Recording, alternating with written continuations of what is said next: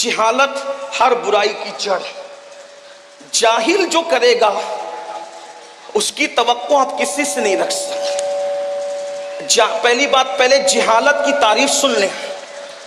جہالت اس کو کہتے ہیں علم نہ ہونے کی بنیاد پر اطاعت الہی سے منہ موڑ کر ہر کام دنیا کے لیے کرنا، یہ جہالت ہے. اونلی جہالت، مکمل جہالت، فقط جہالت. توجہ پھر سنیں، اور بھی تعریف ہو سکتی ہے اس لیے کہ لوگوں کے الگ الگ نظریات ہیں. میں جہاں سے پڑھ رہا ہوں وہاں سے کہہ رہا ہوں.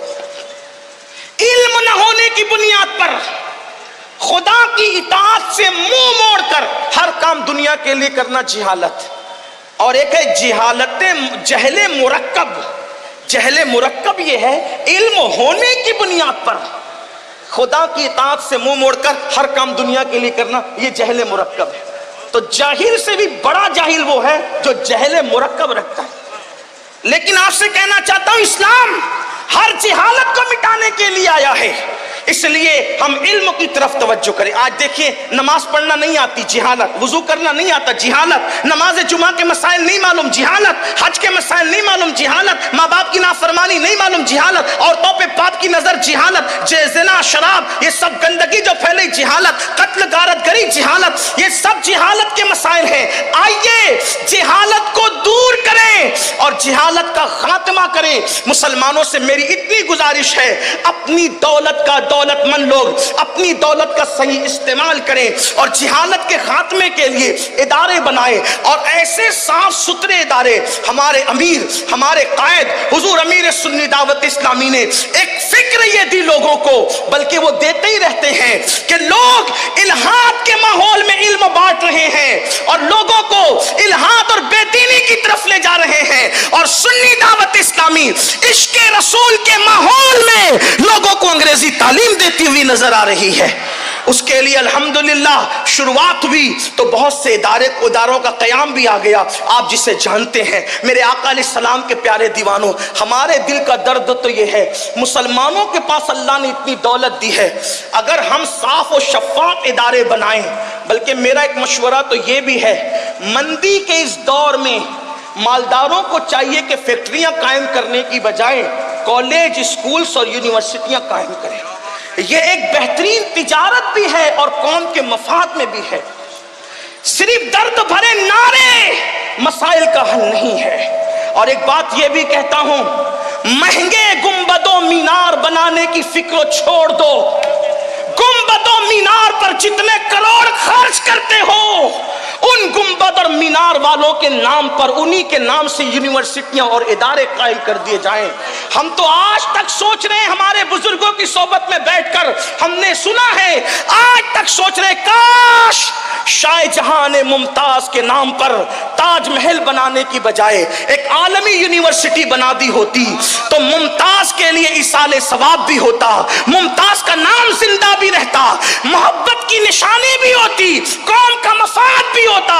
لیکن اس نے نرا تاج محل بنایا، آج وہ سونا سونا پڑا ہوا ہے اور رات کے اندھیرے میں وہ تاریکی میں ڈوب تو جاتا ہے. شاہ جہاں کا نام تو ہوا. میں کوئی مفتی نہیں کہ کوئی اس فقہی حکم بیان کروں، ایک سگے بارگاہ غوثیت ہوں، بلکہ سگانے سگے در ہوں. اللہ اکبر. لیکن آپ سے پوچھنا چاہتا ہوں، اب جو غلطی ہمارے اگلے کر چکے اب ہم نہ کریں. اپنے بچوں کے مستقبل کے لیے اداروں کا قیام کریں اور ادارے بھی رسمی نہ ہو، بلکہ آپ سے کہنا چاہتا ہوں ادارے رسمی نہ ہو جہاں صرف سرٹیفکیٹ نہ بٹتا ہو، بلکہ جہاں واقعی انسان بنائے جاتے ہوں. کیونکہ میرے آقا روئے زمین پر اچھی عمارتیں بنانے نہیں آئے تھے، بلکہ میرے آقا روئے زمین پر اچھے انسان بنانے آئے تھے. صفا کے چبوترے پہ بیٹھ کر رسول اللہ نے جو انسان بنائے آج اس کی مثال زمین پر نہیں ملتی. لاؤ ابو بکر صدیق جیسا انسان، لاؤ عمر ابن خطاب جیسا انسان، لاؤ عثمان غنی جیسا انسان، لاؤ مولا علی جیسا انسان، لاؤ سعید جیسا، سعد جیسا، طلحہ جیسا، زبیر جیسا، ابو ہریرہ جیسا، بلال حبشی جیسا، خالد ابن ولید جیسا، سعد ابن ابی وقاص جیسا، امیر حمزہ جیسا، مصعب ابن عمیر جیسا. اللہ اکبر. کہاں لا کر کے بتاؤ گے اللہ کی عزت قسم میرے نبی نے وہ انسان بنائے، ان میں مقتدی نہیں تھے، وہ صرف رسول اللہ کے مقتدی تھے، اور وہ قیامت تک کے لیے ہر ایک کے لیے مقتدا بن گئے۔ میرے آقا نے فرمایا جو ان کی پیروی کرے گا وہ ہدایت پا جائے گا، وہ نجوم ہدایت ہے۔ میرے امام کہتے ہیں اصحاب نجوم رہنما ہے، کشتی ہے آل مصطفیٰ، اہل سنت کا ہے بیڑا پار، اصحاب حضور نجم ہے اور ناؤ ہے اطرت رسول اللہ کی۔ آؤ اچھے انسان بنائیں، اور اگر اتنی وسعت فکر نہیں ہے کہ پوری قوم کے لیے جی سکتے ہو، کم سے کم اپنی اولاد کا مستقبل ہی سدھار لو، کم سے کم اپنے بچوں ہی کو پڑھا لو۔ ہمارے مہاراجا کے مرشدوں نے اعلان کیا اگر آدھی روٹی کھانا پڑے تو کھاؤ مگر اپنے بچوں کو تعلیم عطا کرو۔ ہمارے مرشدوں میں سے سرکار مہاریرا حضور سید امین ملت نے فرمایا تھا آدھی روٹی کھائیں گے بچوں کو پڑھائیں گے۔ آؤ آدھی روٹی کھانا پڑے تو کھاؤ، اپنے بچوں کو پڑھاؤ اور اعلیٰ تعلیم دو۔ اب تو ڈاکٹری بھی پڑھاتے ہیں ہم تو BUMS تک کے قصہ تمام ہو جاتا ہے، آگے بھی تو کوئی بڑھے۔ علم اصل ہماری میراث ہے، باب مدینۃ العلم ہمارے اندر ہے، شہر علم ہمارے نبی ہے۔ ابو ہریرہ رضی اللہ تعالیٰ عنہ کم وقت میں کثیر الروایت ہستی، اتنی باصلاحیت ہمارے اندر ہے، جن کو رسول اللہ نے علم سمیٹ کر کے دیا تھا، حضور نے علم سمیٹ کر عطا کیا تھا۔ اللہ اکبر۔ لوگ کہتے ہیں مولانا ہم تاجر، ہم مالدار، ہم اعلیٰ نسب، ہمیں علم کی کیا ضرورت ہے، نوکری تو کرنی نہیں ہے۔ ہم کہتے ہیں نوکری کے لیے کون علم حاصل کرتا ہے؟ علم تو اچھا انسان بننے کے لیے حاصل کیا جاتا ہے۔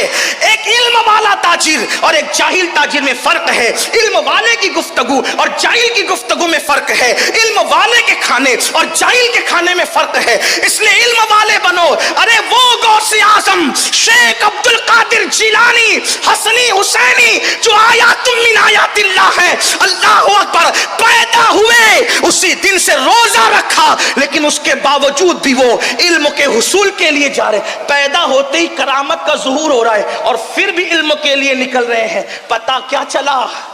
اگر صاحب کرامت بھی بن جاؤ تو پھر بھی علم کی ضرورت باقی رہتی ہے۔